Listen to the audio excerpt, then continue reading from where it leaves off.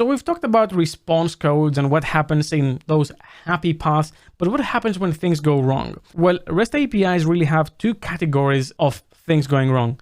The first one is called an error, and the other one is called a fault. An error is when the client is actually sending invalid data. So it's nothing wrong necessarily with our server, it's the client sending something that cannot be processed by the server.